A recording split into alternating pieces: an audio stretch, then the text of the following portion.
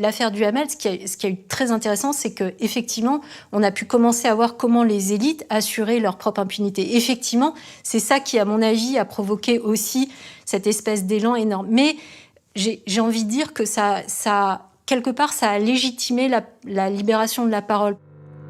Sentant le vent du boulet, l'actuel président s'en tira avec un de ces numéros d'acteurs larmoyants sur prompteur dont il a le secret. La honte, aujourd'hui, change de camp.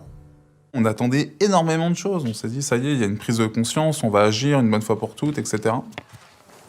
Moi, aujourd'hui, cette prise de conscience, je la salue. Mais dans mon quotidien, dans le quotidien des victimes que je reçois, elle n'a eu aucun impact à ce stade-là. J'ai fréquenté Brigitte Macron. On a énormément parlé des violences faites aux enfants. Il y a un travail qui a été fait. Et il y a des promesses qui ont été faites.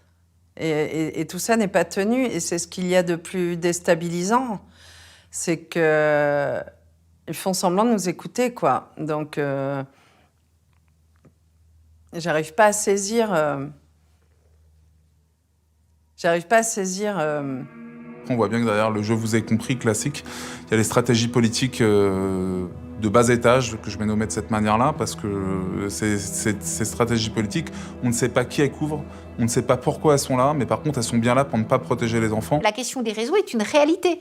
Quand vous savez qu'un tel, on fait partie de réseaux pédocriminels, qu'il y a des enjeux derrière avec certains partis politiques, certains hommes de puissance, certaines personnes qui font partie de la bourgeoisie locale, des notaires, des magistrats, des médecins, etc., ça dérange beaucoup de monde.